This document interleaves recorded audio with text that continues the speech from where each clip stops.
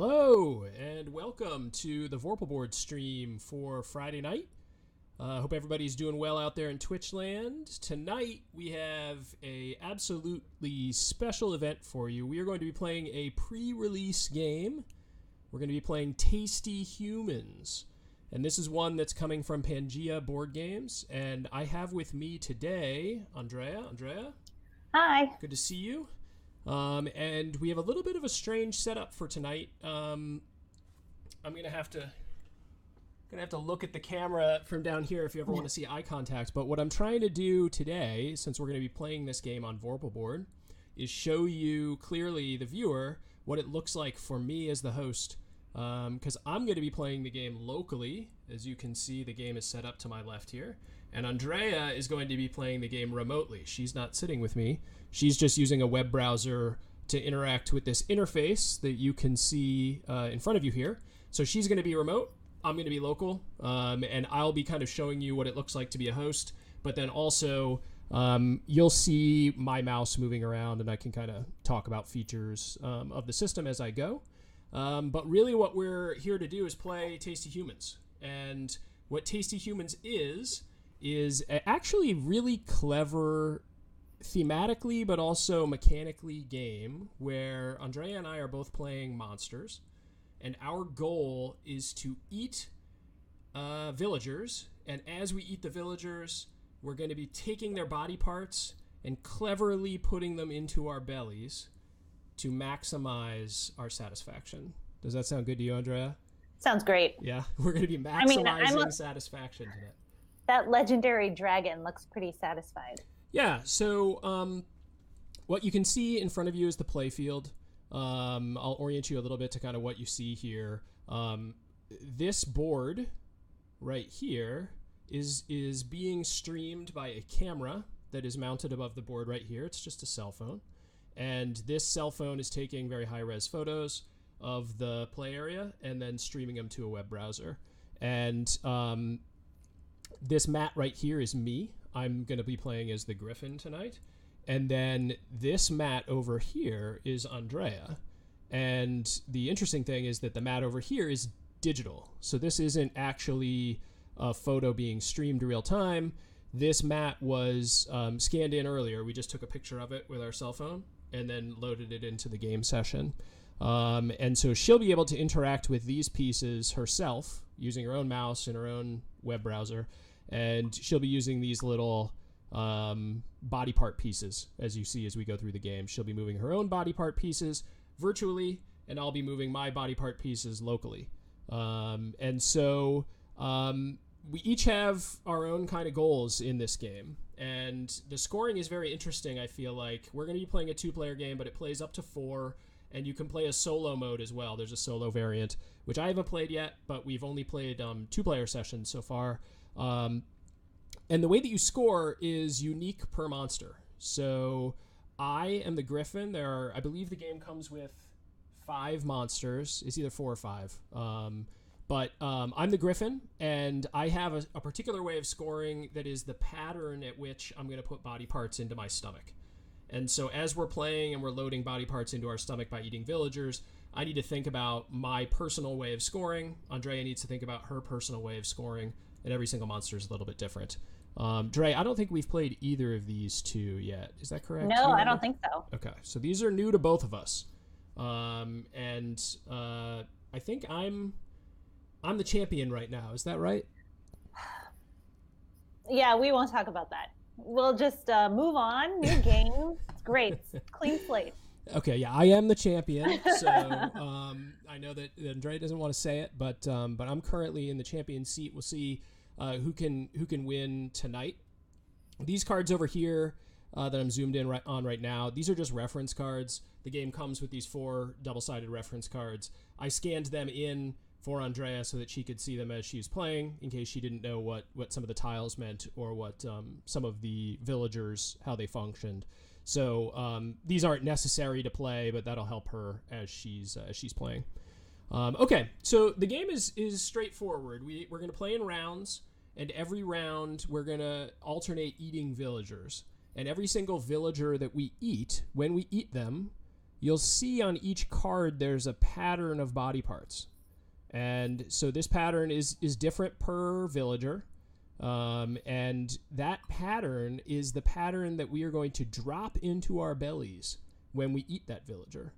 And by drop into the bellies, I mean kind of like a Tetris drop. You take this shape and you drop it in from the top of your monster, and it'll fall down into the stomach. And anything that it hits on its way down, it will break apart. It's not like a Tetris piece that will stop. It will actually, if the boots hit something, the head can keep falling all the way down. So you need to kind of strategically decide how you want to drop the villagers you're eating into your stomach, and you can rotate them. So if I were to eat this peasant, I could drop him into my stomach with this rotation, or I could rotate him 90 degrees, 180 degrees, etc., and determine how I want to drop him into my stomach. And so if you're thinking about strategy, immediately there are 9 cards out here, and every single card has 4 possible orientations, and then you have different scoring objectives per monster. So kind of like the permutations of possible selections that happen right out of the gate is wide. And so Dre and I were talking about this game a little bit beforehand, and this fits her preference of games really well. She I love these games. Slots in really well for her. For me, it's a little bit tricky because I get like galaxy brain, where I try to like think of every single possible combination, and I can get a little bit analysis paralysis with this one. But you know, I think like house ruling it with a little bit of a timer would be really solid for me personally to keep me rolling. So we're going to keep it rolling tonight. I promise. And then the other thing is thematically, this game is awesome. So the art is really nice. It's got kind of like a very comic-y, you know, kind of almost comical monsters feel. And all the monsters are really nicely drawn. I think my favorite one is actually the legendary dragon that Dre has. Pretty good. But I'm going to grab these other guys. I've played as the troll, which is just kind of like a big old fat troll. And there's also this really neat looking twin-headed dragon. I think Dre, you played as last time. Yeah, that was us last time. So the art's really cool. I believe that this is essentially final art and rules. The game is going to Kickstarter, I believe, on June 25th. And so mark your calendars. This is definitely one that I'll be backing. I think it's really clever. I think even though it isn't sort of a sweet spot game for me, it's great. Yeah, I know. Look, and we have different desires, but it's not a sweet spot game for me. But I think that the theme and the art like puts it over the top for me into this is something that I think I would like to play pretty regularly. I think it's going to shine probably even more in a higher player count as well, because there's just going to be so much going on with every single character loading up their stomachs that I think it's going to be kind of feel like a little bit crazy during the game session, which is neat. Okay, so game art from the chat. Game art is done by Peter. I'm gonna kill this name here. Semenikin. And so and then it's designed. The designer's name is Ryan Langewisch. Either Langewisch or Langewisch. It has Lang in there, Dre, which makes him good in my book because my last name is Lang. Okay, so we're just gonna get rolling. The way that we decided who goes first is that before we sat down, I decided that I was going to go first. So the very, very fair way to decide who goes first. So there's this little token that we'll pass back and forth to indicate who the first player is, and turn order is snake draft. So if you're not familiar with snake draft, it's like a sports draft. So if I'm going first, I'll go, and then Andrea will go, then she'll get to go again. And then I'll get to go to end the round. So if you were playing with 4 players, that would make it even like if you're going first, you're gonna have to wait through every single other player's both of their moves before it comes back to you. So it does mean if you're in the first player position, you really got to think about what you want to the villager you want to eat. All right. So my first action is that I get to eat a villager, which is pretty sweet. Well, Go ahead. Did I miss something? Well, I was going to say, do we turn over these leader tiles first, or is that at the end of the round? That's when we go to select them. I believe we flip them over. Sounds good. And we'll talk about leader tiles at the end of the round when we get there. But okay, so I'm going to go ahead and already see. This is what happens when people come and watch your game who actually were involved in making the game. You can flip them over now. So I want to strategize. Well, that's a good point. So the way that the leader tiles work is that they kind of drive your scoring as well. I already mentioned that one way to score is your personal sort of desire, each monster. But you can also, you're going to get leader, they're called leader tiles because essentially you're getting to eat the leaders in the village. And that's going to happen at the end of every single round. And so both of us, Andrea and I, start with one leader tile already on our board. We randomly drew it before the game started. Andrea is up here, and it has a little icon on it. I'll talk about what that means in a second. And then mine is just sitting on my board right here. And what that does is at the end of the game, we're going to use those leader tiles in addition to our personal desire to totally score our board. And so my little tile right here is one that means that wherever I put that tile in my stomach, every single helmet that I have in any direction from it, in diagonal, up, down, left, right, I'm going to score points for how far away the tiles are from that position. So there are a lot of different leader tiles. You can see them all over here. And I'm not going to go through them exhaustively. You'll see the ones as we're drawing them. We'll probably discuss how some of them work. But there are a bunch of different leader tiles. And what this means is you might have a plan at the very beginning to get a lot of helmets or to put a bunch of helmets in one little area of your stomach. But then you pick up a different leader tile halfway through the game and kind of your plan is out the window. So that kind of makes it so as the game's progressing, your strategy gets kind of... you gotta rethink it as you go, essentially. So I'm going to flip over this first group of leader tiles. And these will be the ones that Andrea and I will be able to choose at the end of the round. So you can see that there are only 3 of them, which means she'll choose one, I'll choose one, and then there'll be one that gets thrown away. And so we're going to take a look at those. Essentially, this one is points for hands in all of the different directions, and you get some points based on how far away the hands are from the leader tile. This one is you get 2 points for helmets in each of the orthogonal directions, up, down, left, right. And then this guy right here is, that one I actually don't know off the top of my head. And the way that one is, scores 2 points for every hand tile that falls within the specified range. Okay, so you would get 2 points for every single one of the helmet tiles that falls inside the specified range shown on that tile. So essentially two up or down, and then 1 diagonal. And so Dre and I will just have to decide which of those we think is the best for our play style kind of when we get there. All right, I'm going to eat. All right. And so Dre, this is interesting. My personal scoring skill is I need to get 4 consecutive tiles that alternate types. Okay. So like helmet, foot, helmet, foot. Yeah. And that gives me 3 horizontal points. Or vertical. Okay. Horizontal or vertical, yeah, sorry. But then each tile can only be used in one group. So I can make some like horizontal ones and some vertical ones, which is just going to make my brain explode. I'm going to totally mess this up. And then what's your benefit? Mine is 2 by 2 squares. Ooh, of the same type. All right. Okay. All right, so I'm going to eat. We haven't talked about how eating works yet, but essentially when you go to eat a villager, you're going to choose one that you want to eat. And if you eat a peasant, there's no special things about peasants. You just eat them, and then you load them into your belly. The swordsmen and the green and red cards. So there's swordsmen, there's archers, there's captains, and there's wizards, and then clerics.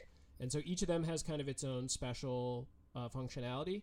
The swordsman, if you try to eat a peasant, or you try to eat anybody, if there's a swordsman in orthogonal direction from you, you take a damage. And so if I tried to eat this peasant right here, since there's a swordsman next to the peasant, I would suffer 1 damage.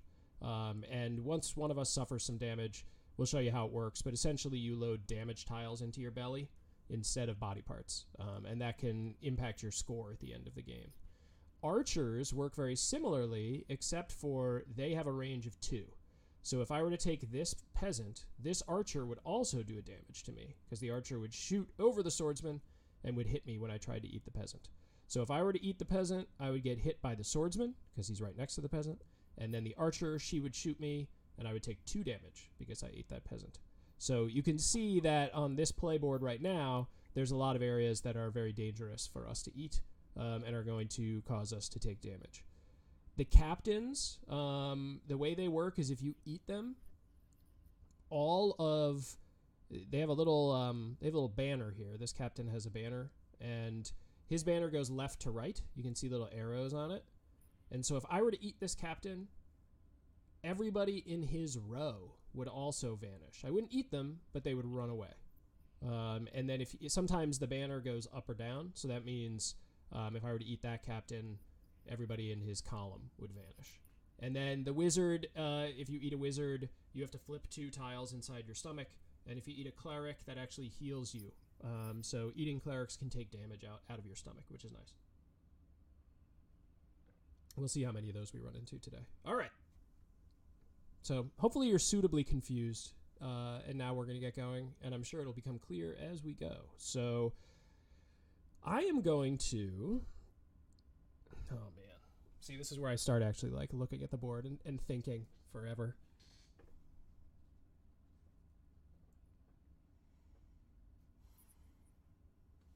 You're going to take...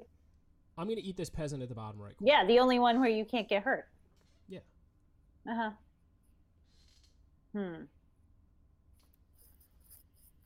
All right, so I'm going to eat that peasant, which means the way that these reload is once you eat, everything moves towards you.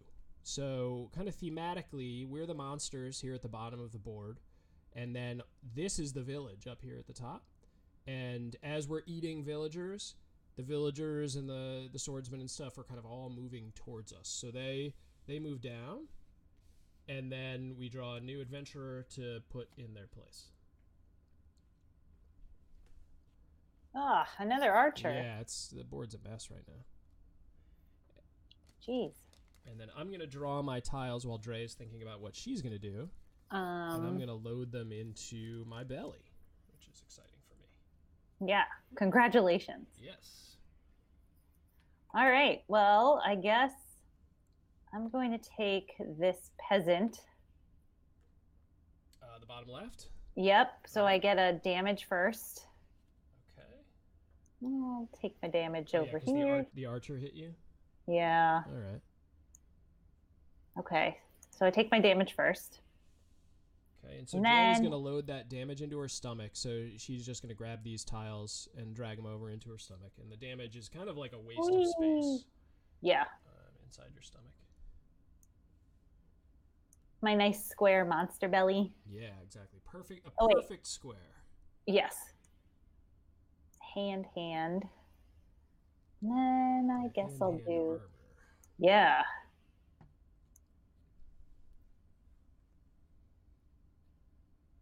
Do it just like it's pictured. Okay. See how that goes. And then you get the next pick. Oh yeah.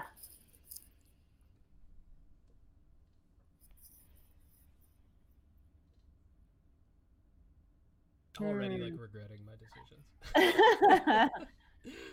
Oh man.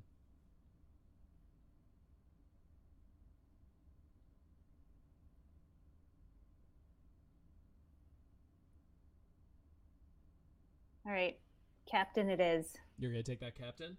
Yep. Okay, so eating this captain will get you that armor hand, and it will also make these peasants run away. Great. And then these will drop down. And while I'm doing this, you can probably just load up your stuff, Dre. Oh, I know. I'm thinking. Oh, okay, yeah. I guess you didn't need my permission, I suppose, but I didn't want you to have to wait if you didn't want to. Okay. So that really kind of screwed me over because I was gonna get one of those. You were gonna do something. Yeah, I was gonna get one of those. I guess I'll just do it like that. And those wizards, when you eat a wizard. Oh wait, that's a helmet. Oh, sorry. They force you to switch 2 tiles, and so a lot of times that's not a big deal because you can just switch 2 tiles that are kind of out of the way.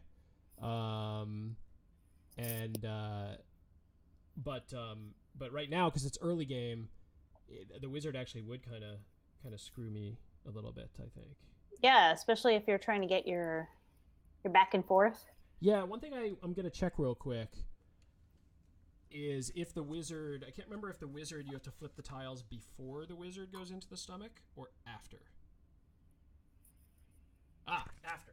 Okay. So that's fine. So I'm gonna eat this wizard. Okay. And I'm actually gonna flip it entirely and load the boot and helmet. Load the boot and helmet the wrong way for me and then switch them. So I know that doesn't make much sense without being able to see it, but I get it. Okay, you get it? All right. Yeah. You trust me? I trust you. That's one thing about playing Vorpal board. It's kind of like, well, you just got to trust the other player. Is it like blatantly cheating? But we trust each other, right? Generally. Yeah. Okay. Okay. So we can kind of talk a little bit about the cravings. I've been calling them the desires, which is the wrong word, but the cravings. Right. So Dre, as you can see, is trying to like group stuff together. So she's already. Oh yeah, that's right. I eat a damage there too. Oh yeah. Because I was next to a swordsman. So. Oh, you know what? I was What? When you ate that captain? Yeah. That captain was here, right? No, the captain was at the bottom. I think you were safe. Okay. Yeah, because the archers went away. Yep. Great. Yeah, chat was on top of it too. Great. Thanks, chat. Okay, so I loaded my damage in. But I was saying that Dre is kind of already going for her cravings, right? Because she needs to do these 2x2 squares. So she already has 3 hands hanging out, and then she has a bunch of armor hanging out. So she's going to try to group stuff together. I already have one of my little consecutive alternators down here at the bottom. So we're both kind of getting out at just trying to do our characters' little craving specials. So all right, so that's the end of the round. I went, Dre went, I went. So now what we get to do is we actually get to look at who gets to go first to eat these leader tiles. And the way that that's decided is based on what you ate during the round. And so Andrea ate not very well.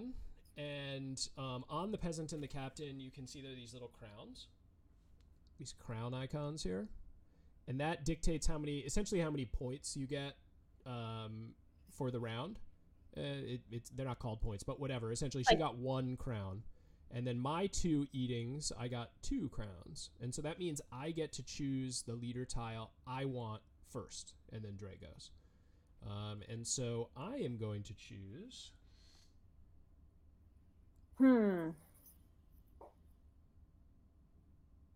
I hate this part.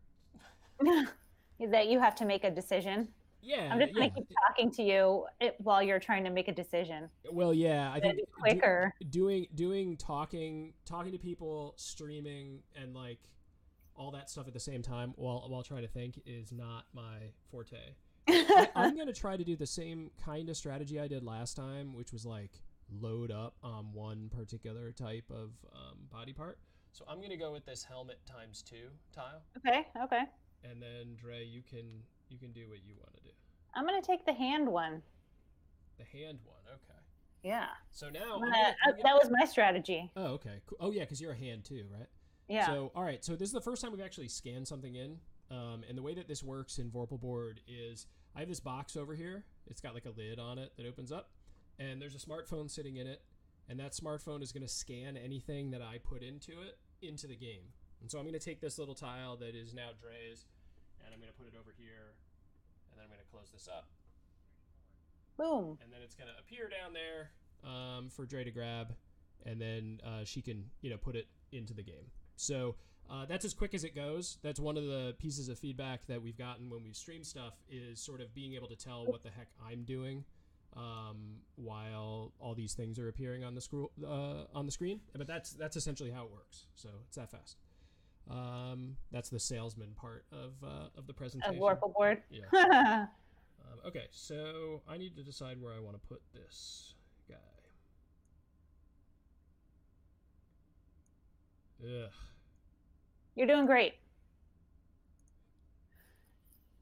You gotta make some decisions. Yeah. Look at that. I'm done. You're done already, huh? Yeah. Wow.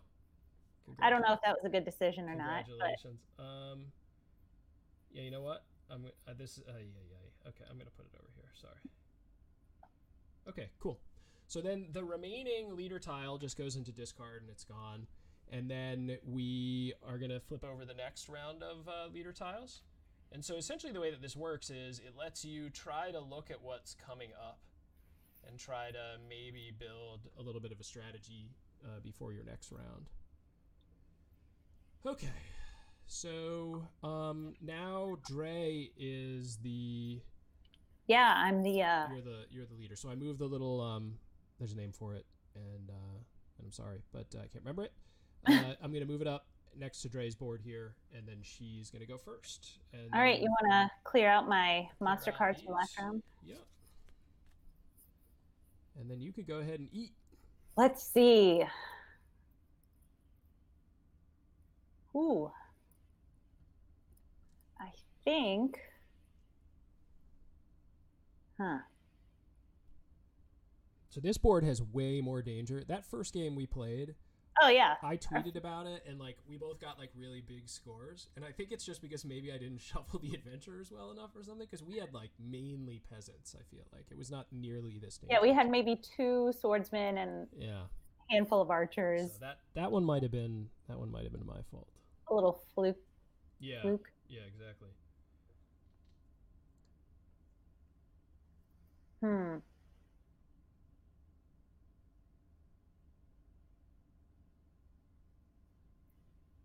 Okay, I think I'm going to eat this wizard. Ooh, all right. Yeah. Okay. Wizard eaten. Yep, but I get a damage from the archer. Okay, so you pick up 1 damage. And can I make a square of damage? I don't see why not. I don't know. Yeah, I mean, I'm going to say yes. Is there a official rules check? It doesn't work. I thought that was too good to be true. Oh man, that's funny. Okay, so so the interesting thing about damage is that damage is only going to cause you negative points if you have adjacent damage next to each other. And so Dre has 2. If you do place that one there, you're going to have 2 damage next to each other, and then that would cause you 1 point for every adjacent damage. So you'd get 2. You'd lose 2 points at the end of the game. Right.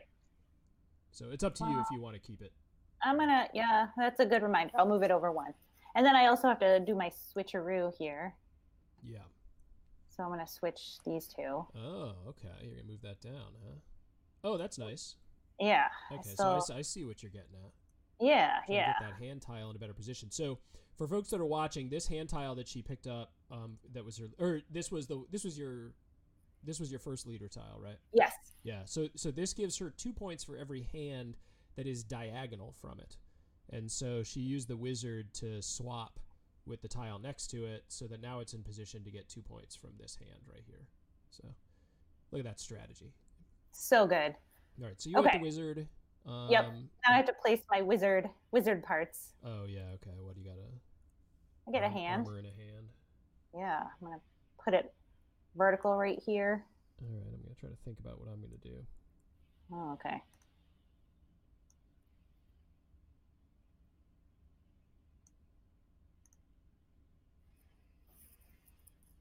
Yeah. Once I start trying to figure out the fact that you can turn stuff upside down and turn it backwards and stuff, I kind of freeze. It's too stressful. Yep. It's great. Oh no, it is. It actually is. It's just yeah, just I'm an idiot. So let's see here. So I don't know if this is gonna work, but I don't really care. I'm gonna eat this captain. Okay. Yeah, I'm gonna eat this captain, which is gonna make the peasants to the left and right of him vanish. And then I am going to reload these, and then I need to take a damage from the swordsman. Ooh, that's our first cleric on the board. Ooh. Okay, so I need to put a damage in. I'm just going to load the damage right next to each other for the moment. And then I'm going to load my captain up. Let's see, I need a helmet, and I need 3 armors. Okay, so the helmet's going to go here, and then the armors are going to go like this. Hey, you got a little tower going on. Yeah, I'm just building straight to the sky. Okay, so that was my first pick, and then with my second pick, oh my gosh, it's Damage City. Yeah, there's a... Yeah.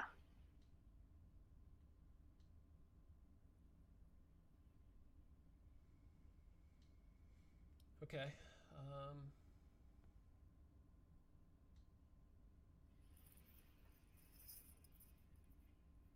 All right, I'm gonna eat this peasant in the top right corner. Okay, sure. Go ahead and eat that one. What? That's fine with me. What? I didn't want that one, so that's fine. Yes. Yes. I'm glad that was the one you wanted. Okay. No, I didn't want that one. Yeah. Mm-hmm. Okay. Right. So I'll load you up another one, and then I'm gonna figure out how I want to place these, so you can kind of think about what you want to do. Foot. So yeah, I don't know if this is a sound strategy, but at least I have a strategy today. So, quick question. Yeah. For my little leader tile that's out already, it's the hand tile has to be in this square right here that I'm pointing at. Hold on 1 second. Okay. I just don't want to lose my train of thought here on where I was putting these. Okay, sorry. Yeah, I'm back. It has to be in this square. It's not one of the ones where it's like count the number of squares in that direction. Correct. For this type, it's directly. Yeah, I guess I could have read the. Yep. Yeah, there it is. We loaded those. I know, for me. Cards in there for you. Yeah. Okay. Sounds good.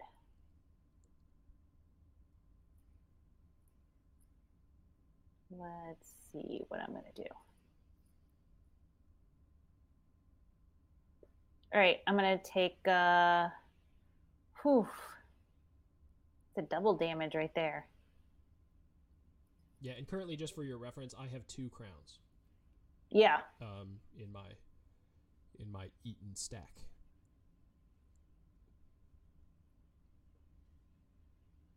All right, I'm going to go with this bottom peasant right here. Okay, sounds good. So I get an archer damage and a swordsman damage. Yeah, 2 damage. Ouch. Yeah. So, yeah, like, I think the entire time we last played, we only had like 4 or 5 damage, and we're just like sucking it up this time. All right. So go ahead. I'm going. I'm going to have 2 damage next to each other. Yeah, I do too, but I was kind of hoping that I'd eat a cleric eventually. Let's imagine I had the 3 in a row. Yeah. How does that count for damage? I think that would be 3 damage. Okay.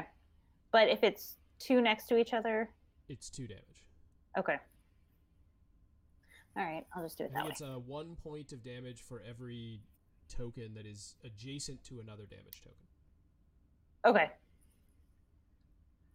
Sounds good. All right, so I'm going to do sideways armor deposit. Oops.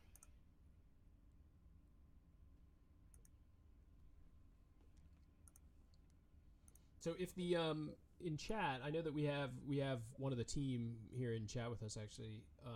The campaign's going to start on June 25th. Do you know if it's going to be yet? If it's going to be like a 30-day, or when the closeout will be?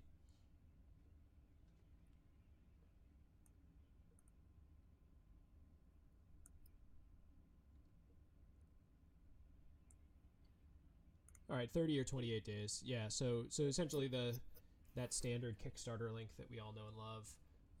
So this will be finishing up in July.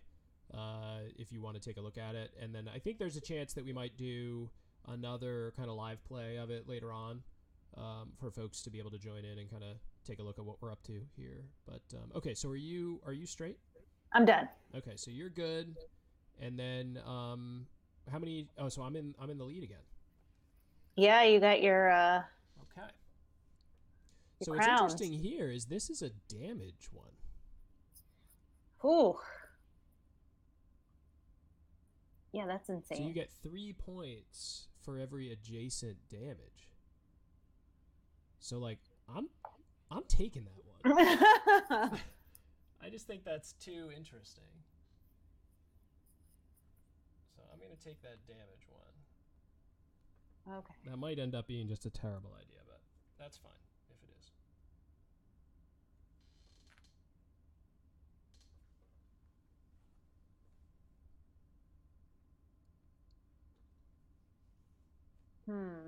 And that one you're looking at there, that little ×2 one is what? Yeah.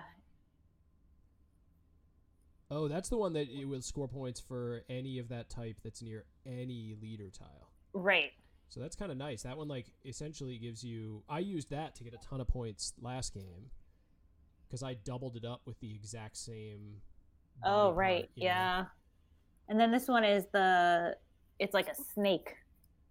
Yeah, that one... So this one right here, yeah, is like a snake that you need to connect tiles. And that, like...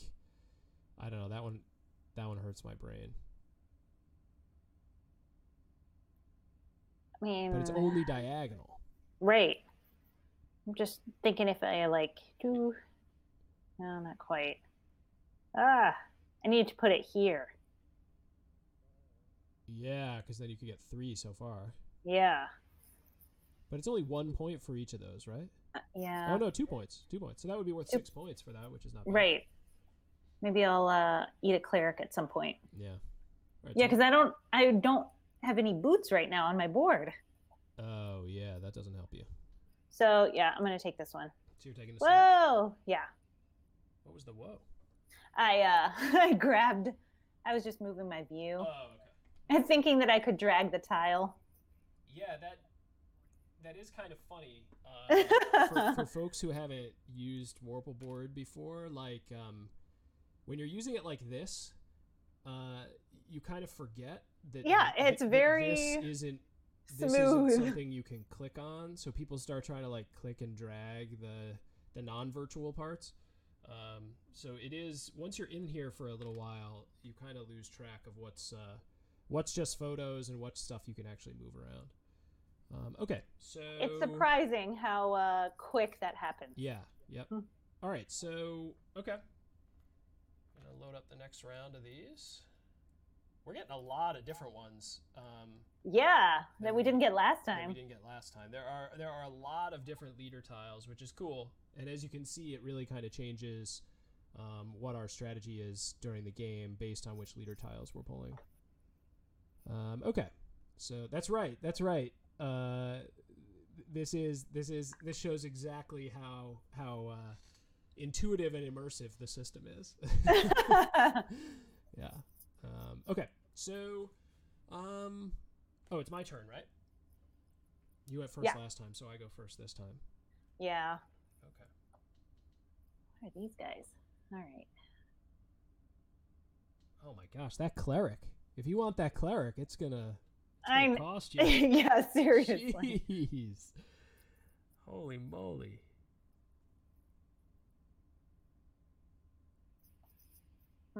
I mean, you're the one who needs the damage, right? You gotta... Well, no, I need the damage after I put it... After I put him in. I mean, I would like to get 1 damage this turn, though, I suppose. But I'm going to... I think that's a quote that no one has ever said. What? Ever. I would like to get 1 damage this turn. I would like to get 1 damage this turn, but only 1. A single damage. So my plans are just a total in shambles over here. You just got to roll with it. You're the worst. You're the worst. Okay. I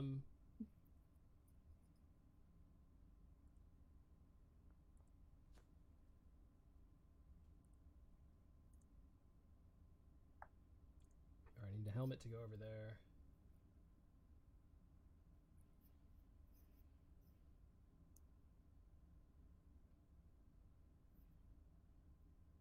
Okay, I'm going to eat this swordsman in the top left corner. Sounds good. Let me clear these out for you, too. Yeah. Okay, so you can decide what you want to do. That's no crowns for my swordsman. Okay. And then that's the new peasant for you. I don't... Oh, I do take 1 damage from the archer in the bottom right corner. Right. So I will put that damage right there. And then I'll worry about my swordsman here while you're going. Okay. Let's see what I got.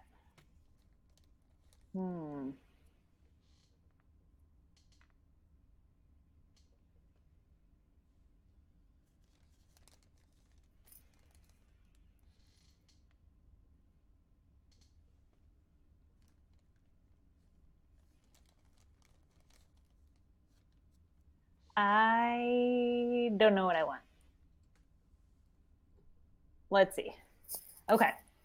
I think I'm going to take this peasant in the top corner. Okay, so you'll take 1 damage for that? Yes. Okie dokie. I will continue on the damage. Yeah, parade. You're eating a lot of damage lately. Yeah. Literally. Wah, wah, wah. Okay. So one thing to note while Dre is kind of thinking that through is all these little tiles here. We can sort of duplicate them. So I can just click them and click copy, and then I get another one, which is what she's doing as she needs them. So I scanned in the original 4 or 5 tiles, and then after that, she can just duplicate them as she needs them. And that's how we do kind of like banks of cards too. So if you're playing something like Settlers, all I have to scan in is the different resources, and then people can copy them as they need them. So that's how that functions. I think you're crushing me, Dre. I don't know. Just those, you got 10 points, almost 15 points just of your craving. Yeah, I mean, you have what? You got a craving here, I got 2 of them. here. 3 of them. You have 3. Yeah, so that's only 9 points. You got 15. Yeah, and then you got like more points here. Yeah. Yeah, I don't know. I'm not looking at your board. I'm just playing my own game. Okay, that's fine. Yeah, that's fine. And sort of eyeballing maybe where you are. Yeah. All right, so you've loaded already? You ate them? Yes. Okay, so you pick again. Okay, let's see. What are we going to do? You need to eat some of these archers. You need to eat some of these archers. Really what we need is a captain just to get rid of all of them. Yeah, I mean, that would be nice. Yeah, my cleric is less appealing again. Yeah, that cleric is no joke right now. Yeah. I mean, I don't think... Is there any way... You could eat the swordsman in the top corner, right? Nope. There's no way to not get damage. Right. Ouch. These villagers are getting organized. I'm not happy about the current village situation. Yeah, this is crazy.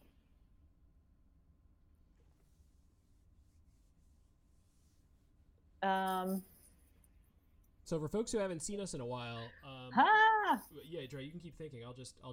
Yeah, you chatted up over there. We had a Kickstarter.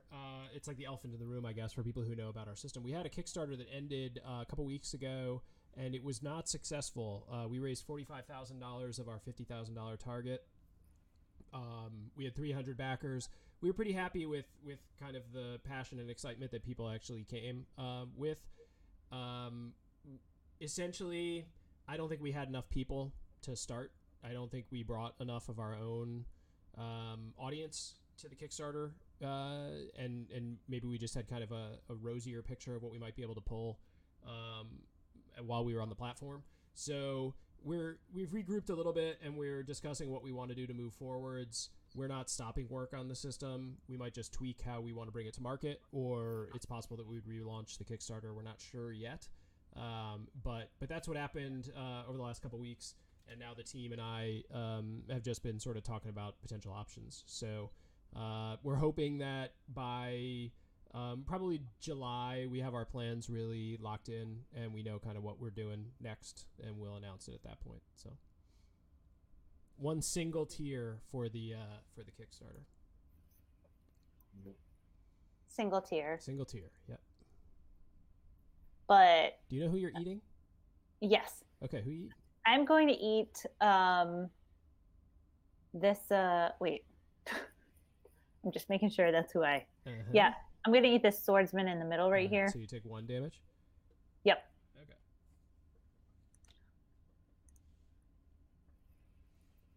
Gosh, so much damage. Give me something good here. I'm going to put this up here. Okay. All right, swordsman. All right, so yeah, thanks for the positive vibes from the chat. It was pretty close. It was kind of heartbreaking there at the end. For anyone who's never run a Kickstarter, the beginning is really big, so you get kind of like friends and family and people who already know about you, and those first few days are really explosive. And then the middle is like hell itself. Unless you're like one of those Kickstarters that kind of like hits it out of the park, where maybe it grows over the course of the campaign. But most campaigns, they go crazy up front. They dip down to like just a few backers through the middle every day. So it's kind of like watching, and you're going up and down and kind of chewing your nails. And then the last few days, it really kind of explodes. And that's how it worked with us. We had a big opening, a real valley in the middle. And then the end, those last few days were really big. We had a lot of people who just sort of discovered us during that period. And it looked for a bit like we might pull it off, which would have been wild. But yeah, we made it to like 90%. But we had a lot of momentum, and we have a real big sort of interested group that we're gonna bring to the next one if that's what we decide to do, and that's definitely not decided at this point. So okay, so I think I'm gonna eat that cleric. No, just because I don't want you to eat, because I put him in the perfect spot. Well, yeah, I only take 1 damage, which was exactly the quantity of damage that I wanted to get this turn. Well, no, but I've already gotten 1 this turn. So I'm going to... oh, and you're way ahead of me on the draft. So I'm going to eat the cleric. And I believe that the cleric... Do they heal me right away, do you know? I think so. I don't know if it's the presence in... Okay, yes. I lean over to get the book, and then we get an answer in the chat. Okay, so I'm going to remove this damage. And then I'm just going to take it right back from the swordsman. Okay. So I'm going to put it right back. And then I get to eat these cleric juices here. The old cleric juices. Yes. And then I'm going to load her into my belly with Reckless Abandon.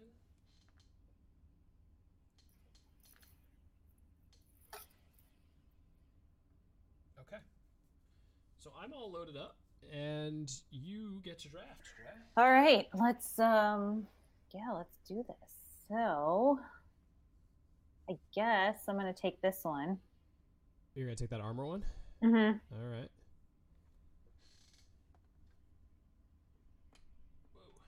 I gotta place this guy somewhere. Place you. so then I get to choose.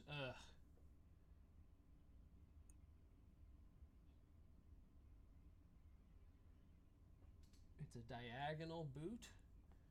Oh, man. All right, so this -1, I've never used one of those, scores points equal to the number of tiles of the same type you have the most of in your stomach, minus the number of tiles you have the least of in your stomach. Ooh. My problem is that I'm pretty... Yeah, you're pretty even. Well, I only have 2 hands. Okay. So, and currently I have 1, 2, 3, 4, 5 armor and 7 helmets. So maybe I'll Yeah, you got a lot of helmets. Yeah, I'll go with that one. I'm going to go with some of the ones that I've never had before. Okay. All right, and then I get to load my my damage guy in. Yeah, maybe I should have gone with that one. Which? I'm just looking. I have a single boot, but yeah, that might be good for you. Yeah. Only one boot. I think I'm gonna be loading up on. I don't know. Okay, and so the way that this works is we only draw leader tiles for those 4 first rounds. So this is the last of the leader tiles that we're going to draw, and then we just play it out after that. And the game ends when one of us fills our stomach. So full. Yeah, so full. So full. Oh, that legendary dragon has a huge stomach. Like, look at that thing. Yeah, and you can see, well, maybe you didn't notice, but the amount you fill is variable based on how many players are in the game. So a 4-player game, the fill line is right here, this purple one, and then a 3-player game is the red one, and then the 2-player game is all the way up to the green. And then the amount of rounds that you have leader tiles is different based on the total number of players that you're playing. So it scales based on the size of the game. And time limit is on the box at like 30 to 60 minutes, which I think is appropriate. We obviously were like just talking and messing around a lot, so this is going to take us a little bit longer than 60 minutes, but I think that's totally appropriate for how long our previous plays have been. So, okay, so I believe it's your turn, Dre. Oh my gosh. Yep. If you happen to be drinking wine and playing with like a chatty player, it might be longer than 60 minutes. Whew. There's not a lot of good options here. For me, anyway. Yeah, it's getting worse and worse, and I would love to get a captain out here. Can you clear my cards? Oh yeah, sorry. Thanks. Is that going to be like your excuse for not drawing? Oh yeah, for sure. I was distracted. Yeah. Mm-hmm.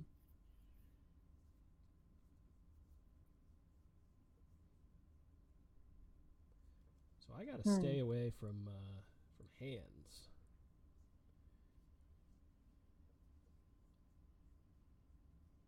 Okay, I'm going to take.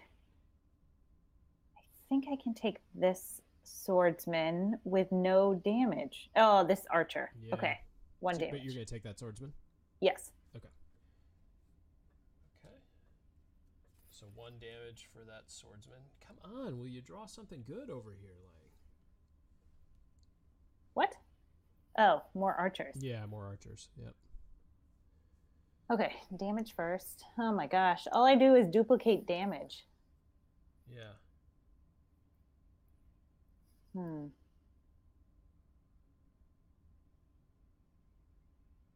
Put this damage. I'm going to put this damage. Put it up here. Okay.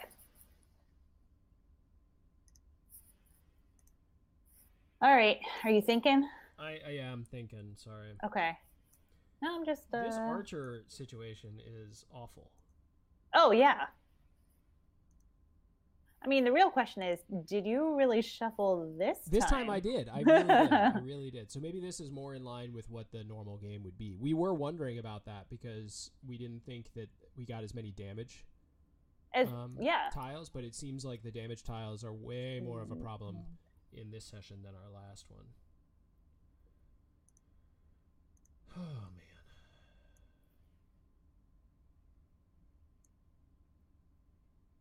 All All right, I'm going to take this archer down in the bottom right corner, which is going to give me 2 damage. 1 for the swordsman and 1 for the archer. Yep. So I have a lot to load now. Still no help. Just no help. All right, so I need a boot.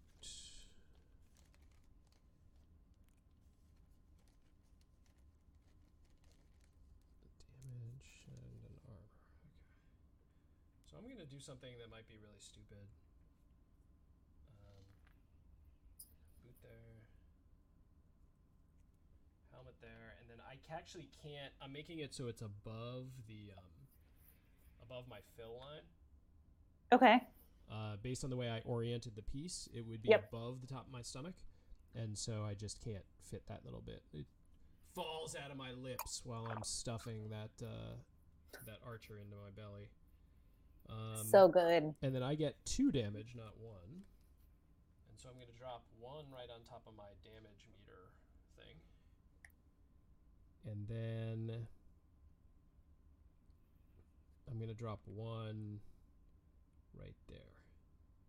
So, all right, so now it's my turn again. Yeah. Which the board hasn't gotten any better. Yeah, not really. You can eat that archer at the top safely, right? Yeah. I mean, you could, yeah, and that swordsman. Yeah, on the right. Right. Yeah, I think that's who I'm going to eat because I don't want that. Oh, that archer would get, yeah. So yeah, I think I'm going to eat this swordsman.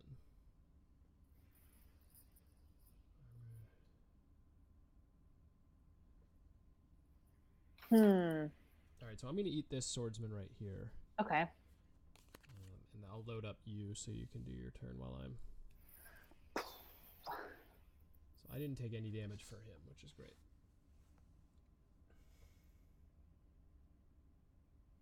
Let's see. What can I do here? I think I'm going to take the archer, this middle archer on the top row. Okay, no damage there. Yeah. Okay. And let's see.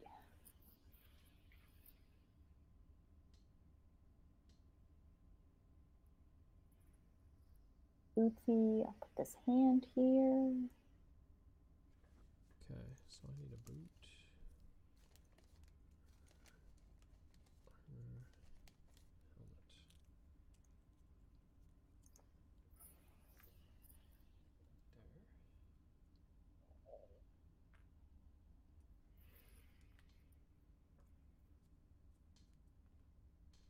There. Okay.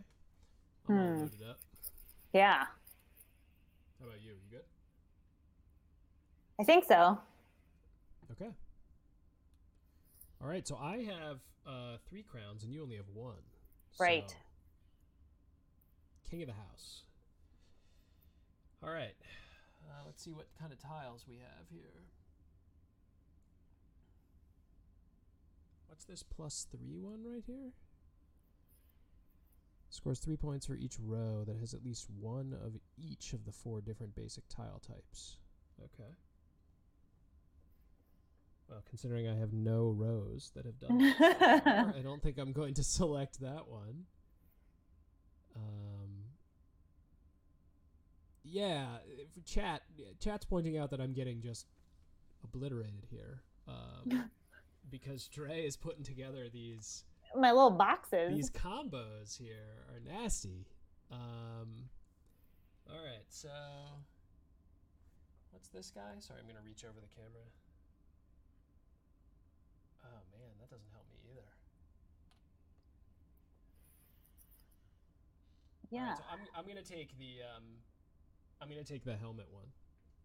Okay. Ugh. Sorry. I don't know if these are at all useful to me. Yeah. Yeah, I don't really have any rows with everything.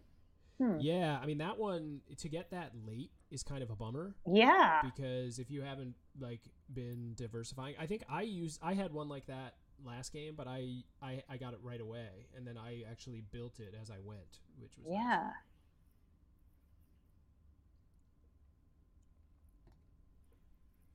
Yeah, this is not so great. I mean, I guess I'll take the 3. You are going to take it? Um, Jason, I don't know.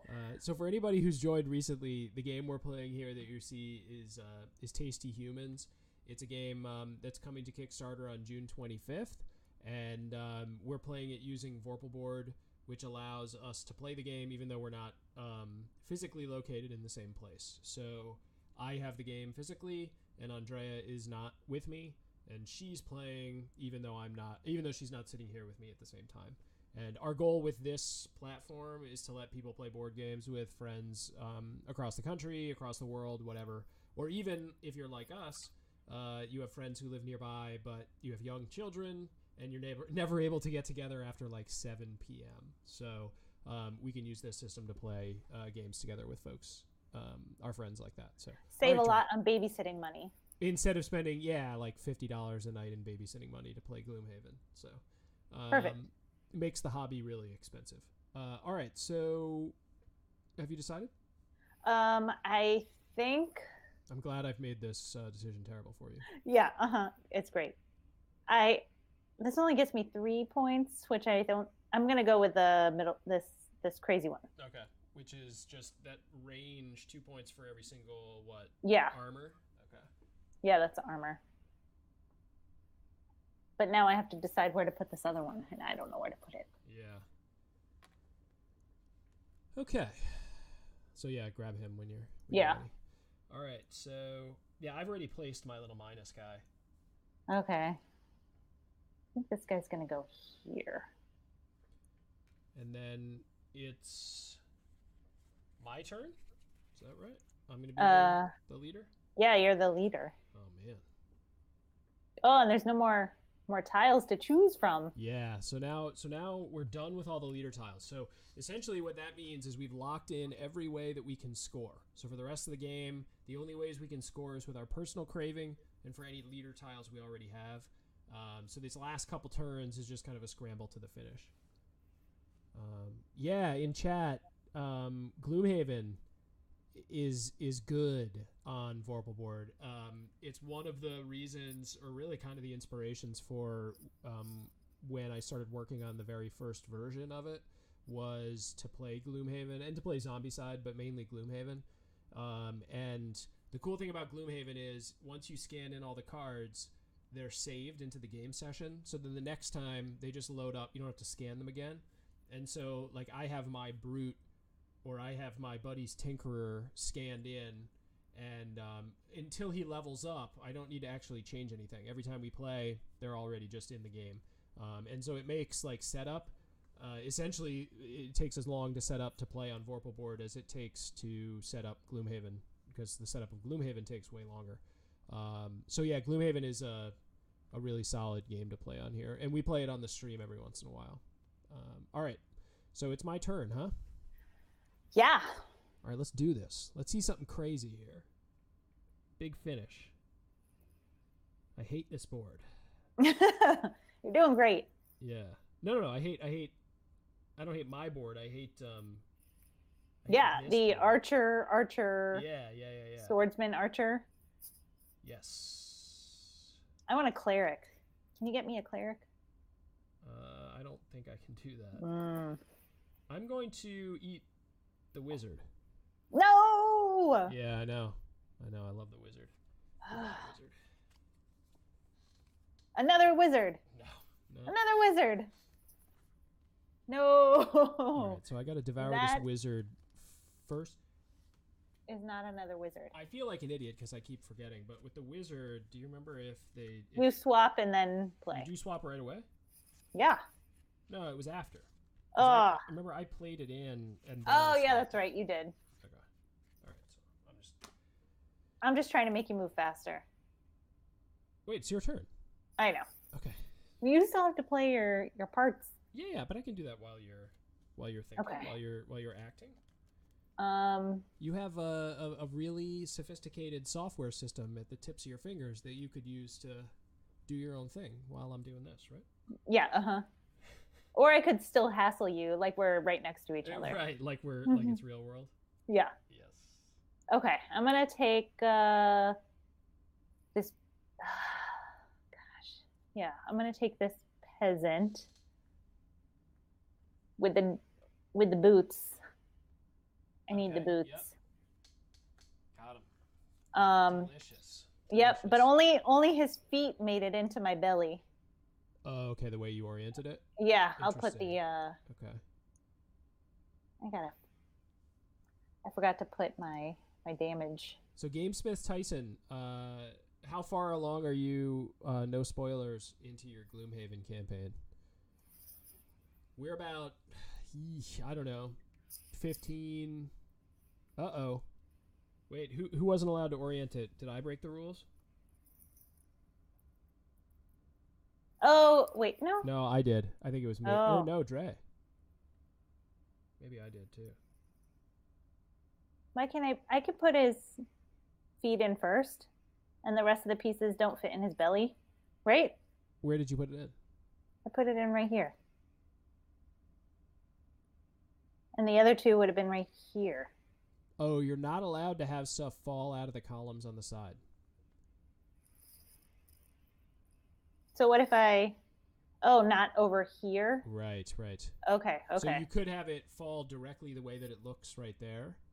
You could be over the top, but you can't be outside. I see.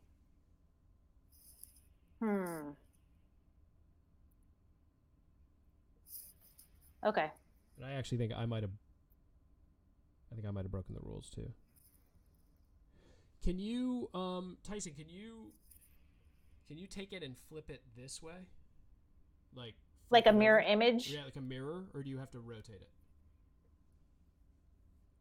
But yeah, Dre, so you can only get one boot in, I think. Yeah. That's the takeaway. Rotate. But now I'm okay. So I think I broke the rules as well with this wizard. I would have to turn it and have the boot fall here and the armor up there. Okay.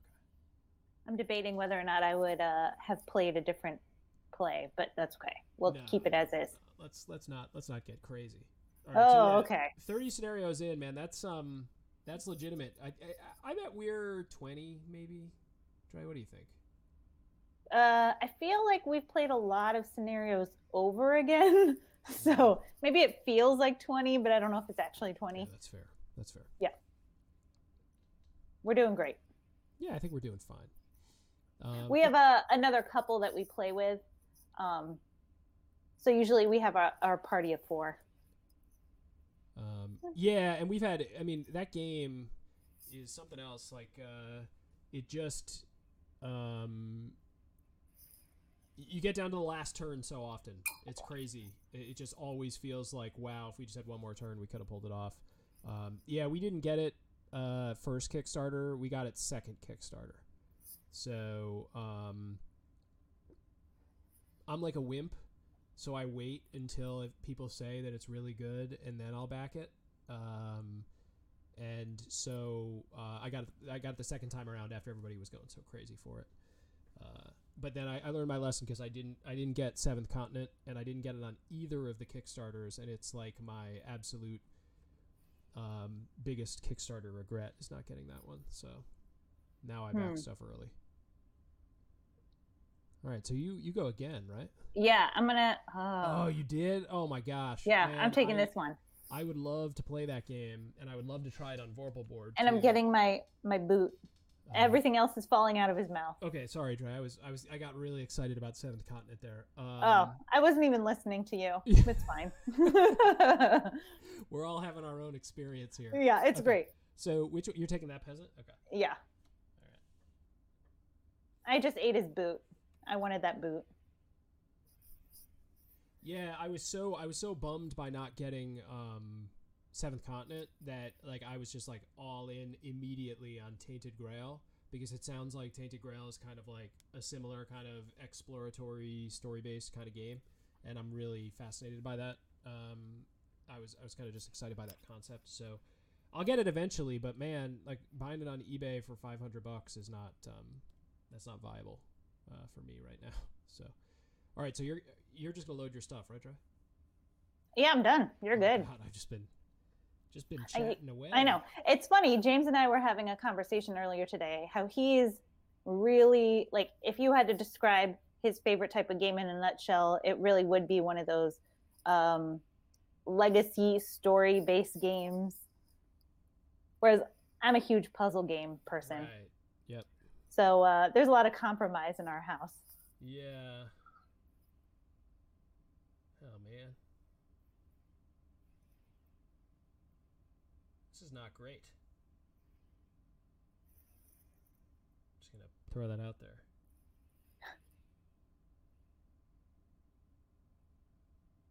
All right, so now we don't have to worry about crowns. Right.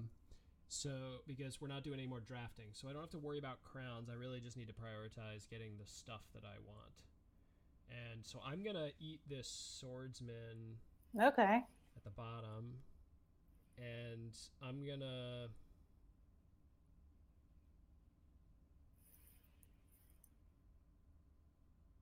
Actually, I don't think I'm going to eat that swordsman at the bottom. Sorry. Oh, I picked he it up. smells so good. When I was a kid, in my house, that would mean you need to play it because you picked it up. I mean, I think that's what it should mean in our house. Oh, you think so? Yeah. Well, I really don't want the hands, Dre. You know what I mean? No. All right, I'm going to eat this archer over here. All right, and I'm going to rotate the whole thing. Oh, man, my brain. All right, and that means... Oh, man, you don't like the campaign games. That's really tough. So that was, I think, kind of like a long...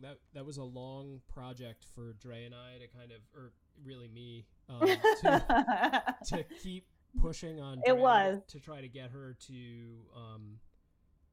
see kind of what I saw in it was and when you say a long effort, it's like we're talking to like close to a decade. Yeah. Probably more.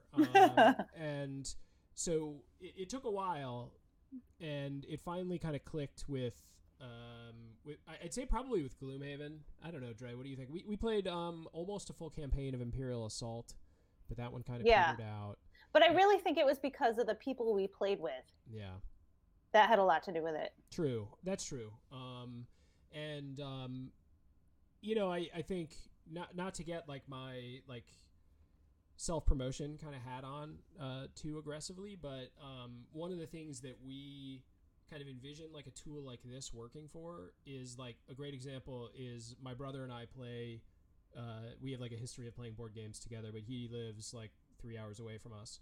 And so we've been playing Lord of the Rings on here, and that's a game that, I mean, Dre and I could play it together, and that'd be fine, right? But, like, it's cooler if we have more people, and being able to sort of expand our game playing group without worrying about kind of where they live has been super duper beneficial to us, being able to just sort of play these games, because, like, you buy an $80 or $90 or $100 game, and too often you end up playing like 2 missions or whatever, and then you never play it again because it's just too hard to get people together for 2.5 or 3 hours or whatever. So we're hoping that like a tool like this would let people do that more frequently and just let you like sit in your house and drink a glass of wine or whatever and like sit in sweatpants and not have to drive 40 minutes or be across the country or whatever, and let you play one of those campaign style games more easily. So we're hoping that like people that resonates with people, because that's definitely why we use it for games like this. This is still really good, and like quick games are really good. Like playing a game of like Codenames is awesome. Like being able to just sit down, set up Codenames, put the camera over it, be ready to go in like 5 minutes, and then play with another couple somewhere else in the country is really neat. But I think that the total sweet spot is the campaign style games for sure. Dungeon crawler stuff is really good on the system. So, okay. So now that I'm done with that, I think I just said I just eaten my stuff. Right. And I had finished my round. Okay, but the one thing that I'm gonna say is that I totally forgot to do my wizard flip. Oh yeah, because you ate your wizard. Yeah. And then you flip. Right. So let me think for a second how I might want to do the flip.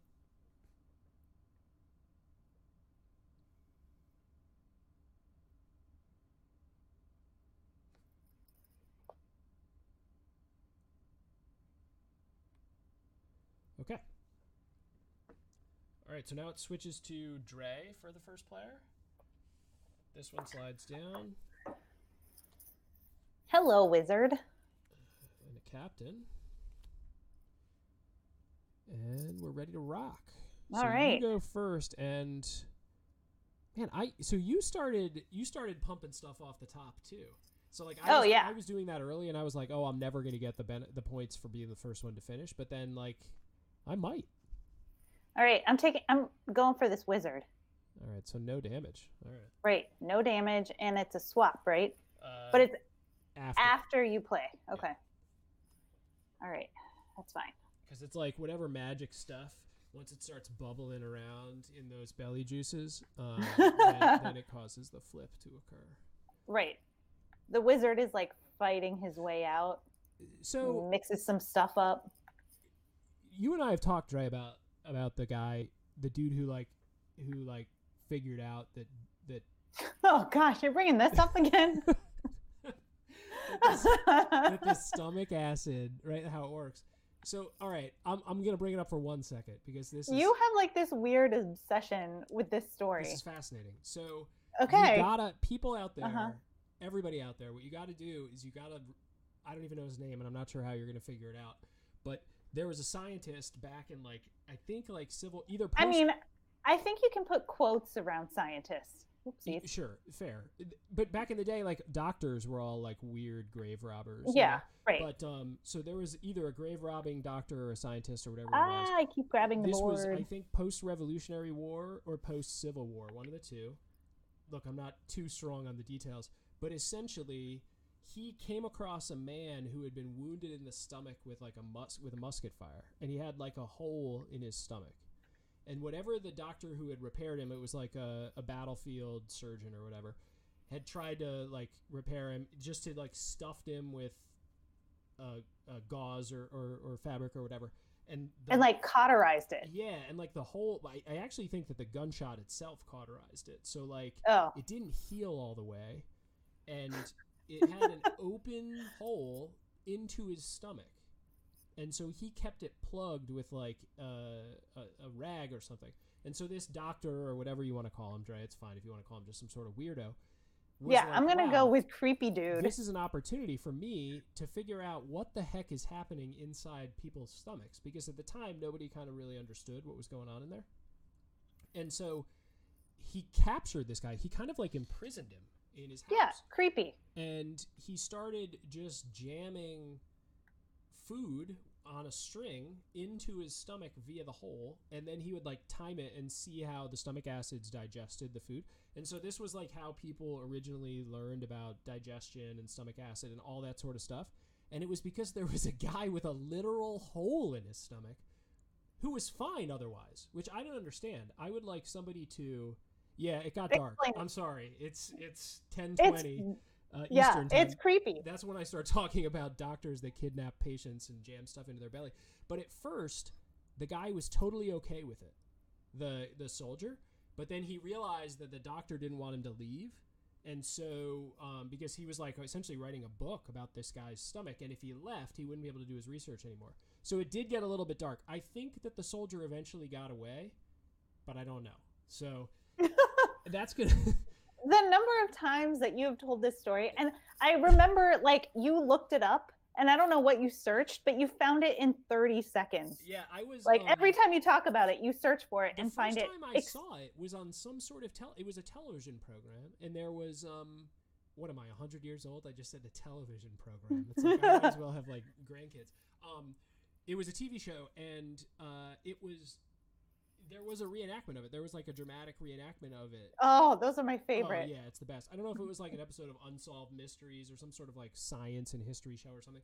But there was a dude all dapper who, pulls up his shirt and he had a terrible hole in it that was awful makeup or whatever. Anyway, that's your Wikipedia hole for when you go to bed tonight. You can read about weird guy putting meat inside a soldier's belly. All right. I don't know if you want to use that search term exactly, but it's up to you. Okay. So on that note, you ate the wizard. Yes. And I did my flippy, and I'm done. I haven't been paying attention at all. No. Just been, You've been telling your favorite wartime stories. Well, you know what we didn't do, Dre? You didn't load your leader tile. Oh, yeah, I didn't load my leader tile. Let's do that. Okay, so I need to put it... Yeah, you can move your other stuff if you need to. Yeah, it would be... I would put it up here, and I'm going to put this guy here. There we go. Good call. Thank you. Yeah. Yep. You're welcome. I got distracted by Belly Guy. That dude's awesome. I love reading about that crazy old history because those old doctors were creepy for sure. They were weirdos. But you know, like if they hadn't done it, then we wouldn't have like you know, tons of medicine ads on TV every 45 minutes. All right. So I think I just have to essentially run to the end as quickly as I can. What do you got? You got 7 empty spaces. Helmet. Ooh. If I can figure out a way to get a boot helmet, that would be pretty cool. I can. I'm going to eat this swordsman at the top. Okay. And I don't take any damage from that No. swordsman, which is a unique proposition. And that's boot helmet.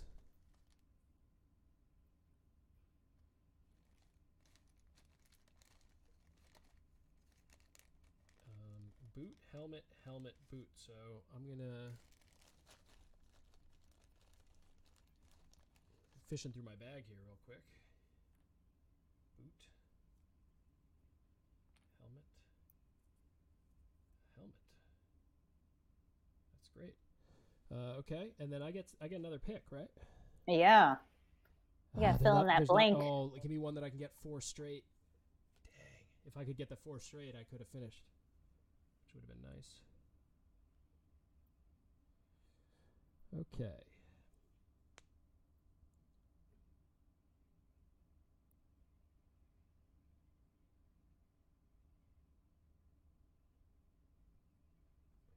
Deep in thought here.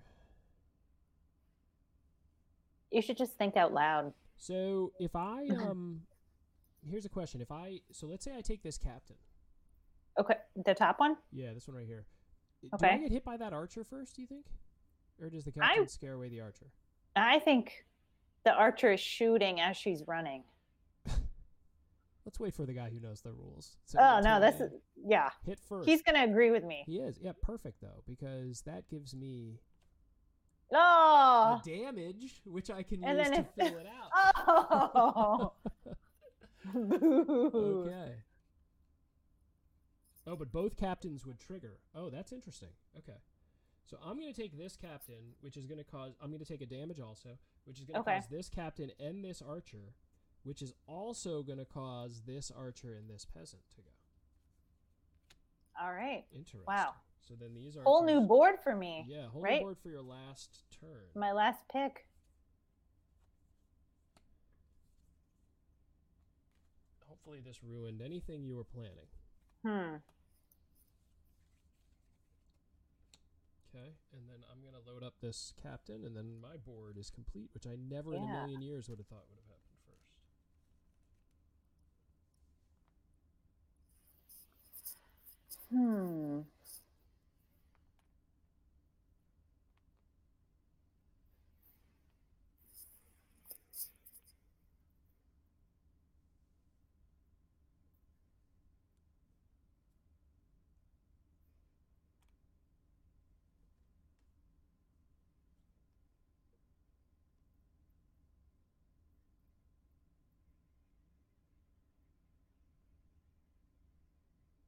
Oh, I have to do the damage first, don't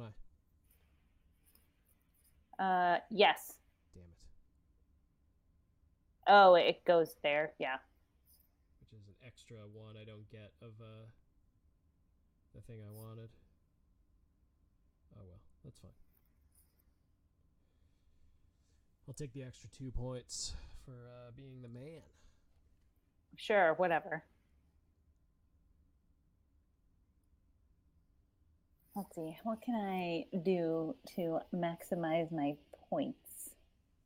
So Tyson, have you guys had this game at any shows yet or not? Because I mean, it seems really polished, to be perfectly honest. So I'd imagine that it's got to have been play tested a bunch. Is this one that you've had like at PAX or Unpub or something like that? Just local ones. Okay, cool. All right, I'm gonna eat this peasant. Okay, so no damage. Right, and I'm just gonna plop it in with the armor and then the hand. And you will be at, okay, so it will be at Origins next week, so that's cool. So if you're that's in Ohio, right? So if you're in Ohio, get to Origins. I've never been to Origins. I would like to go. All right, so did you put it in? Yep. Oh man, you had a lot of missing spaces. Yeah, but I went with the +5. Oh, okay. Instead of filling my spaces. So it was entered from chat. Tyson says it was entered into a 48-hour design contest where the designer designed it in 24 hours after scrapping his first idea.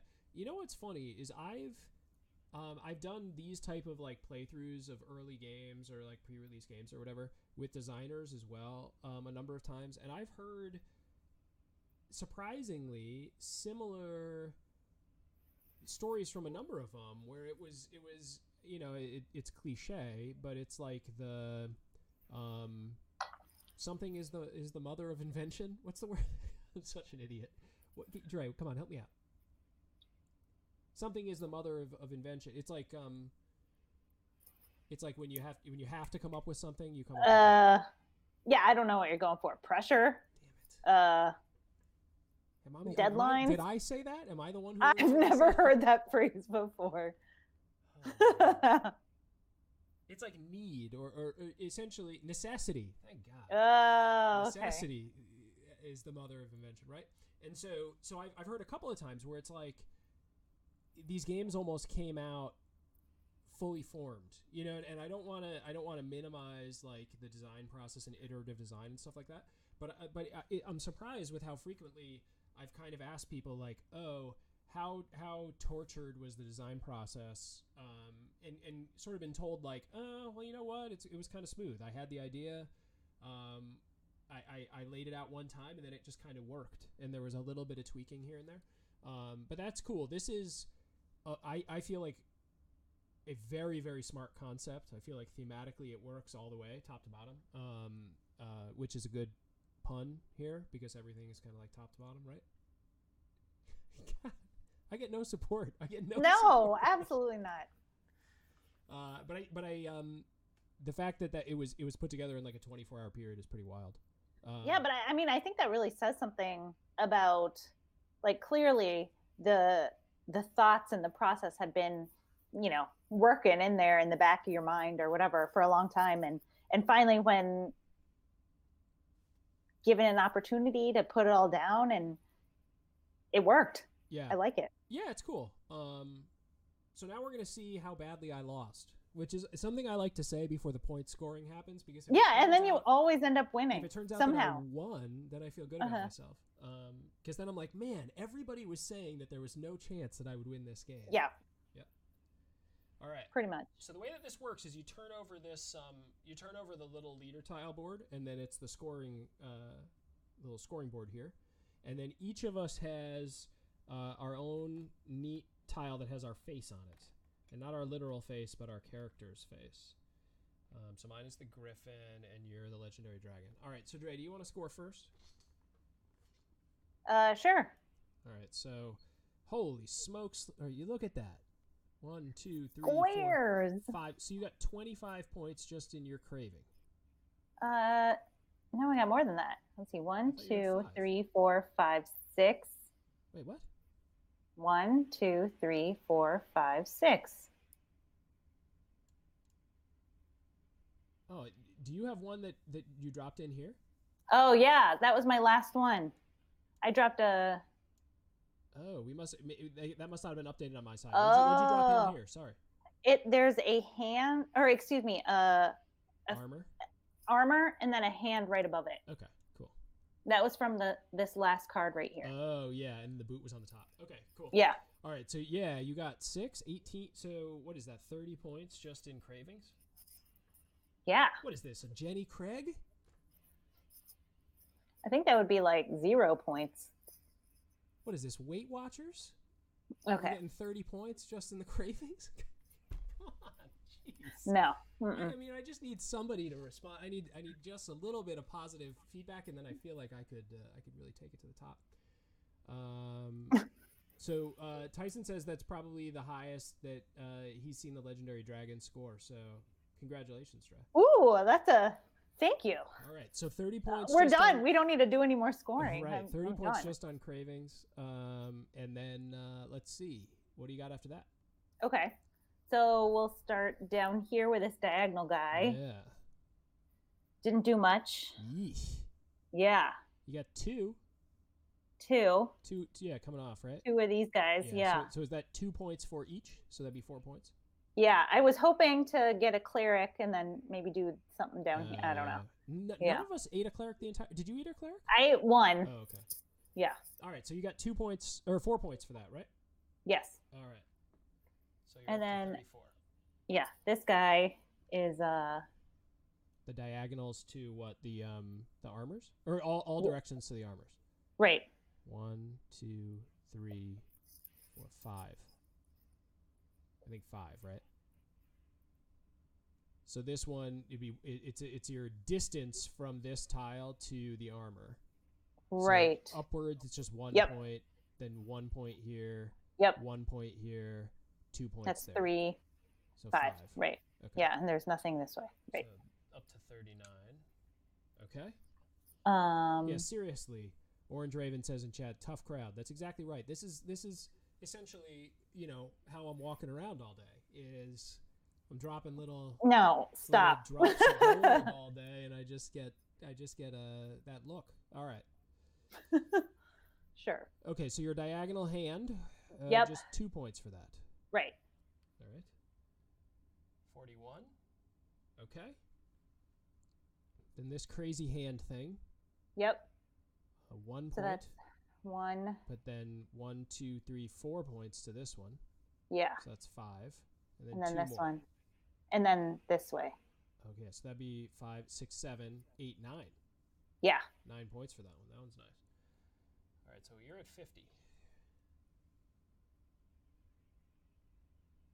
Woo. And then this guy didn't do much. He's got 1. 2. 2? Right here. Right? Oh, yeah, 2 points. Yes. 2 points. All right, so you went to 52. Tyson says that he thinks their diagonal hand should be more. This one? Wait. This one? Is it? Oh, is it full extension or is it directly next to it? That's a good question. Let's. At any distance. Oh, okay. Okay, cool. So, thanks, Tyson. So that's 2, really 4, 6. So you got 4 more points. Yeah. Woo. So you're up to 56. Okay. Is that it? And then we got to do the minus. Oh yeah. So 2. 4. Right? Hold on. It's every instance of 1. So you have another one here, Dre. Oh. So it's 8. So it's 2 more. Okay. All right. So then you have 2, 3, 4, right? Yes. So minus 4 for diagonal. Does that count or no? I think it's adjacent. Okay. I think just next to it. Okay. So that would be minus 4 points. So you're at 54, which I think I am not going to be able to pull off, but we'll see. Yeah, somehow you pulled off 77 last time, but that's because we didn't have any archers or swordsmen. Yeah, I think I got some really synergistic leader tiles last time, which you did. I don't think I'm going to get that again. Okay, so let's start with my craving, which is this kind of alternating thing. So I have 1 there, 1 there, one here, one here, and I think that's it. And here. Oh, and one. Oh, but I can only use the tiles once. Oh, but it's lower. It's lower. It's from this helmet up. Oh, okay. Yep. So that's 4, right? 1, 2, 3, 4. I think that's it. Did you get this one? 5. Are there any more that you found, Dre? I don't see any. Okay, hold on. 1, 2, 3, 4, 5. Yeah, 5. Okay. All right, so 5 times 3 is... Did you find another one? I mean, I think there's a way. Let's see. Wait. You could get this one. Yeah. And then you could do... I can get 2 vertical ones right there, but I can't get both of them because then I couldn't get the top. Right. So okay. It's just 5. All right. So 50. No, wait. Look. What? You can do this one, boot to this one, Uh-huh. this one. That's 2. And then the you could do... top one is 3. Uh-huh. Then this one is 4. Then this one is 5. Then this one is 6. Right. Yes. So that's 6. Yes. Thank you. Gosh. That makes up for the Jenny Craig stone face that I got earlier. All right. So that's 15 points. Or 18 points. So that's really the problem is like you opened up with 30 and I can only get 18. You mean that's not a problem. That's awesome. No. It's not. It's just I'm going to have a lot of like ground to make up here. So, okay. So then let's talk through my leader tiles. So I get 3 for every, let's see. Oh man. I'm such an idiot. If I'd have realized, I would have put these 2 other... Oh, yeah, just stack them. I would have stacked them. Oh, well. Oh, my gosh. I would have had so many more points. I didn't realize that it went all the way. I thought it was just adjacent. So that's 9 points for that one. And that goes to 27. Dre, they're loving you in the chat. Yay! They're just, no respect. Okay, so then this one right here, I have 1, 2, 3, 4, 5, 6. I think 1, 2, 3, 4, 5, 6. 6. Okay, so that gets me to 33. I'm running you down here. Keep coming. This one, I get 2 for every. It's at any distance. Right. Right. So that's better than I thought it was going to be. I would have done even more if I'd have known. 2, 4, 6, 8, 10. Right. So that's 43. Oh. Uh-oh. Footsteps. You hear those footsteps coming. We're going to wait for this -1 at the end because I think that might do the deed there. But what is nice is this one, which what is this one? 2 points for every helmet that is next to any leader tile. Oh my gosh. So 2, 4, 6, 8, because they're next to both of these leader tiles. You have to double count them? I assume I do. I'm going to say yes for the moment until Tyson tells me otherwise. Come on, Tyson. 2, 4, 6, 8. Then this one would be 10, 12, 14, 16, 18, 20, 22. I think I'm right on that. Boo. Oh, it doesn't get double counted. Great. Oh man. Great. Tyson's coming to the rescue. All right, so you don't get it double counted. So we'll play it without the double counting for now. But I still think for now, that's the rule. I'm gonna get on a special asterisk stream next week where I come in and I say, actually, last week I did win.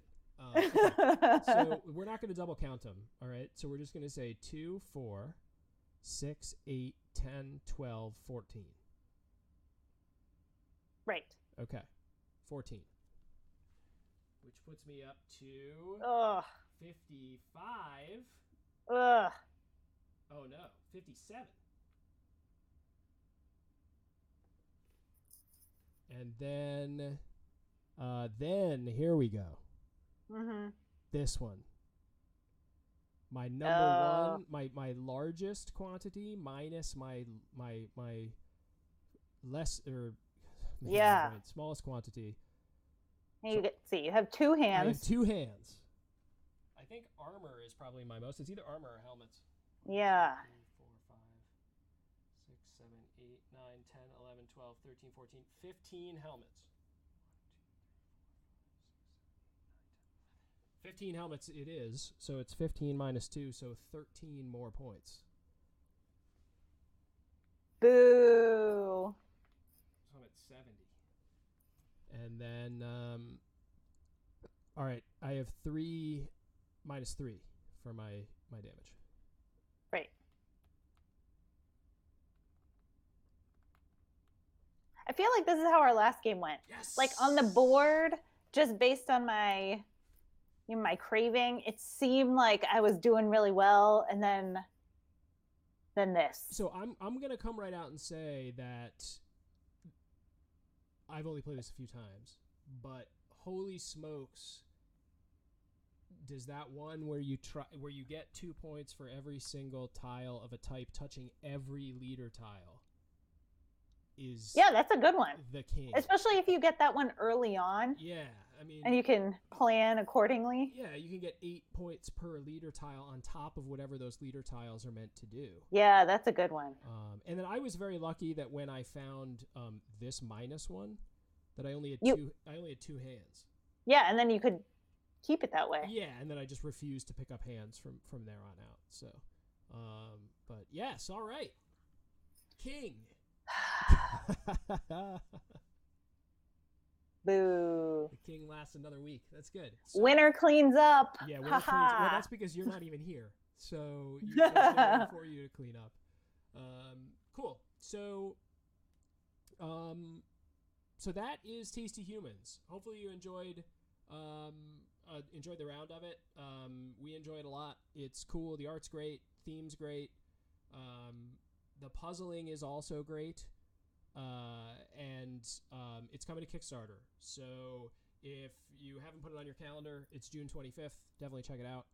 And then any questions, we'll hang out and chat just for a few more minutes if there are like questions about the game, because Tyson is here and is able to answer any questions about the game.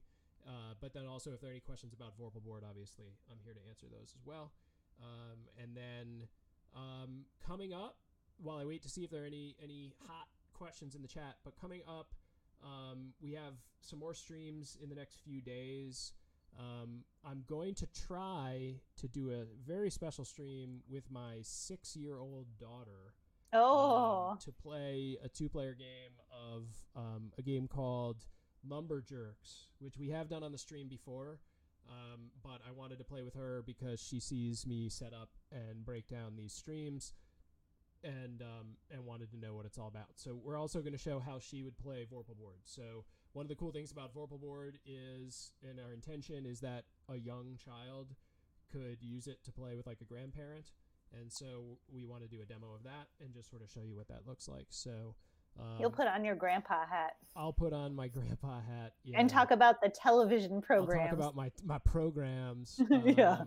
But we're going to try to play a quick round of that. And then I think we'll have another Gloomhaven soon, Dre and I. The continued adventures of the Mind Thief and Brute that we play, because those Gloomhaven streams are pretty popular. So if you're interested in Gloomhaven, that's one to come check out.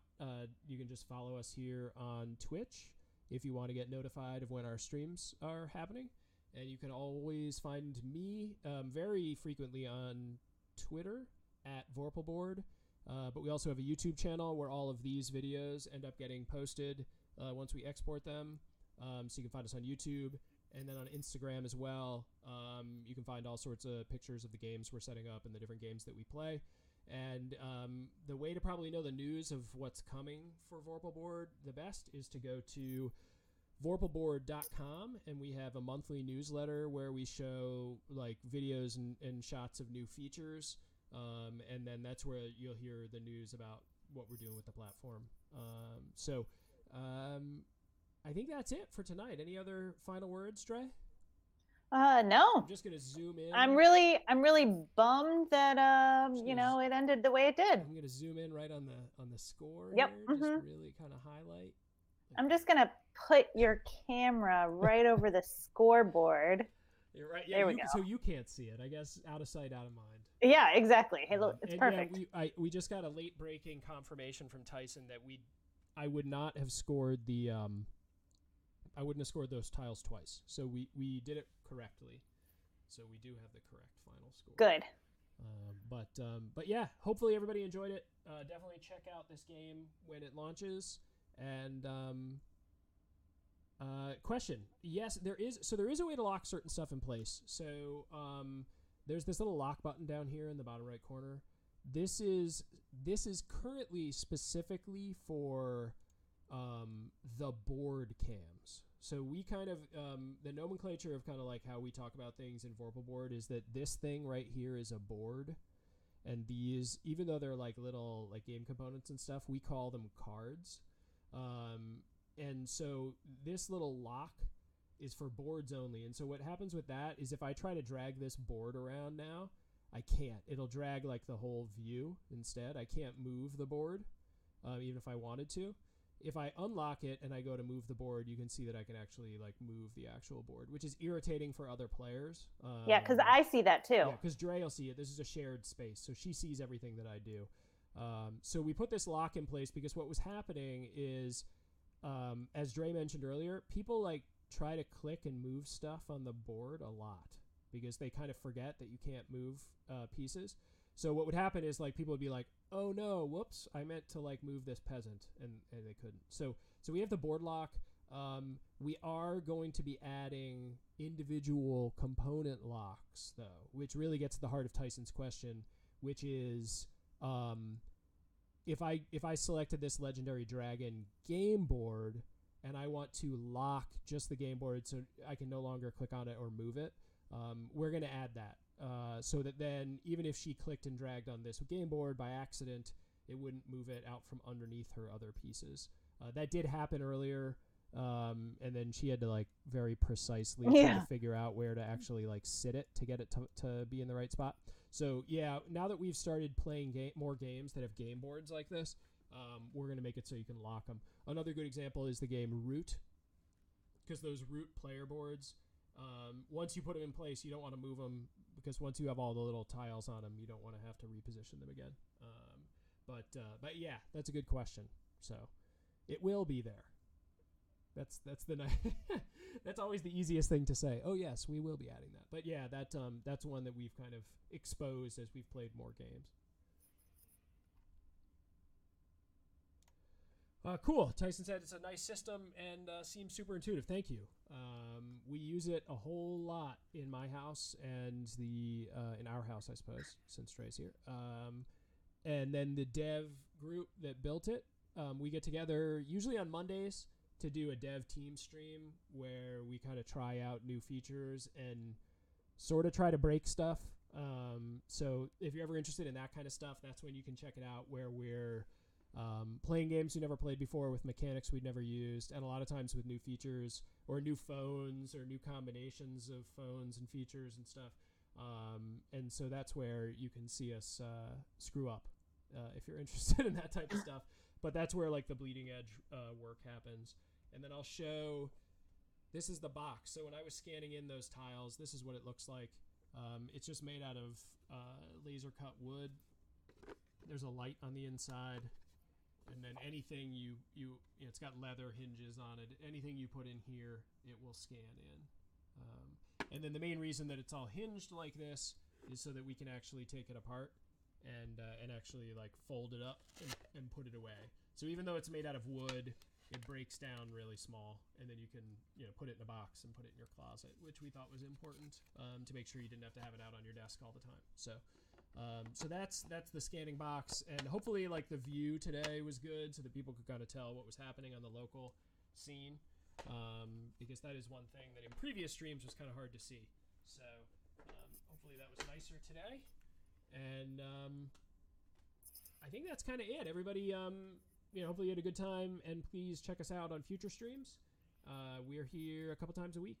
So Dre's already just giving up, right? I mean, I'm down 2-0 on this game. That's fine. We're gonna have to do it again. Yep. Yeah. No, Tyson, thanks so much for sending us a preview copy. It's been great. And we wish you nothing but the best on the Kickstarter. We'll definitely be chatting about it and talking about it as we get closer to the day. So I hope that it goes really well for you guys. So everybody else, great to see you. We'll see you again soon. Bye. Goodbye.